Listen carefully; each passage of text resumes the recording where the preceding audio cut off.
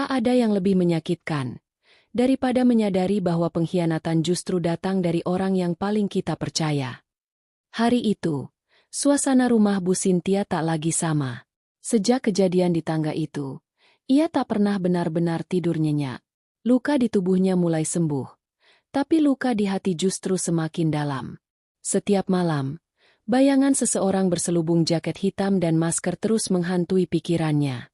Ia masih ingat jelas, seseorang berdiri di atas tangga, menatapnya dengan dingin. Lalu dorongan itu terjadi begitu cepat. Tubuhnya jatuh. Dunia seolah berhenti berputar. Dan ketika ia terbangun di rumah sakit, semuanya berubah. Namun kini, ketika ingatannya perlahan kembali, ada satu hal yang membuatnya tak tenang. Bros emas peninggalan almarhum Pak Bobby, benda yang paling ia sayangi, telah hilang. Dan yang membuat semuanya lebih mengerikan, hanya satu orang yang tahu keberadaan bros itu, Dina. Dina, sekretaris sekaligus orang yang paling dipercaya Bu Cynthia. Selama ini ia tampak setia, lembut, dan selalu hadir di sisi Bu Cynthia. Tapi kini, di mata Cynthia, ada sesuatu yang berbeda. Tatapan Dina tak lagi sama. Ada ketegangan yang disembunyikan di balik senyum tenang.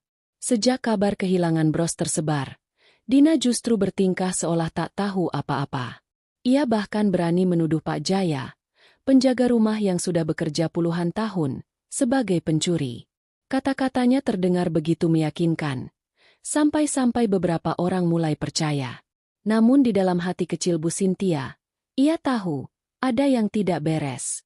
Terlalu banyak kebetulan, terlalu banyak kepura-puraan. Ia mulai memperhatikan setiap gerak-gerik Dina.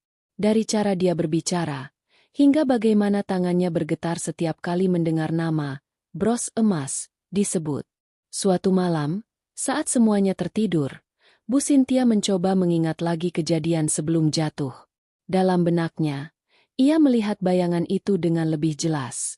Tubuhnya, langkahnya, dan caranya memegang jaket hitam itu. Nafas Bu Cynthia tercekat. Itu, Dina, gumamnya pelan. Keesokan harinya, Dina datang menjenguk seperti biasa. Dengan senyum lembut dan kata-kata manis, ia berpura-pura menata bunga di meja sisi ranjang. Namun Bu Cynthia hanya menatapnya.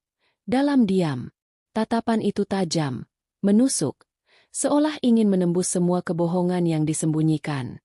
Sementara itu, di sisi lain, Dikta mulai mencurigai sesuatu. Ia tahu ada kejanggalan di rekaman CCTV malam itu. Filenya hilang, seolah dihapus dengan sengaja. Ia pun meminta bantuan seorang temannya di bidang teknologi untuk memulihkan data yang rusak.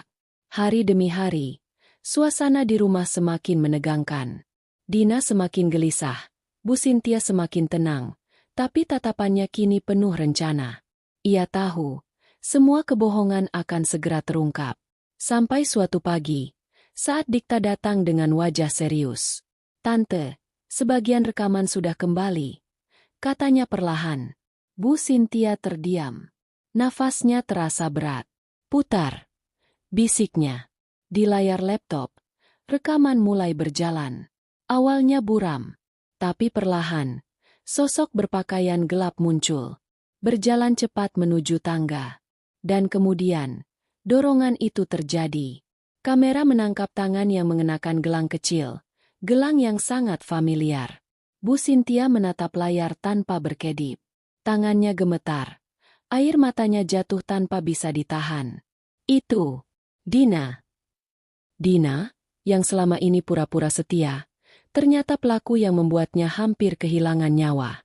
Beberapa jam kemudian, Bu Cynthia memanggil pengacaranya secara diam-diam. Semua bukti ia serahkan. Ia tak ingin bertindak dengan emosi, tapi keadilan harus ditegakkan. Sementara itu, Dina mulai merasa ada yang berubah. Orang-orang di rumah mulai menjauh, dan Bu Cynthia tak lagi menatapnya seperti dulu. Ia mencoba tetap tenang, tapi setiap langkah yang ia ambil kini terasa seperti menuju kehancuran. Malam itu, Dina tak bisa tidur.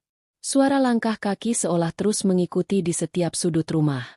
Dalam benaknya, ia tahu, waktunya hampir habis. Beberapa hari kemudian, Polisi datang membawa surat panggilan. Dina panik, mencoba menyangkal, tapi semua bukti sudah lengkap. Dari rekaman CCTV, sidik jari, hingga pesan rahasia yang sempat ia kirim ke seseorang malam sebelum kejadian. Aku takut dia tahu, tulis Dina dalam pesan itu. Dan pesan itulah yang akhirnya menjeratnya. Saat Dina dibawa pergi, Bu Sintia hanya berdiri di depan pintu rumah. Wajahnya tenang, tapi matanya berkaca-kaca. Ia tidak merasa menang, hanya lega karena kebenaran akhirnya muncul ke permukaan.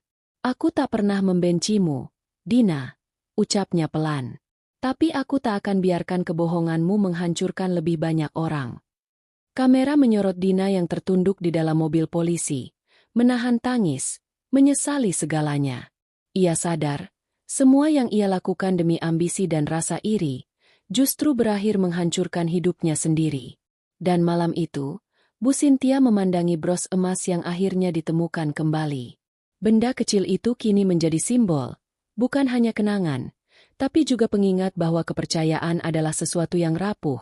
Sekali dikhianati, tak akan pernah sama lagi. Kebenaran mungkin datang terlambat. Tapi saat ia tiba, tak ada satupun kebohongan yang bisa bersembunyi.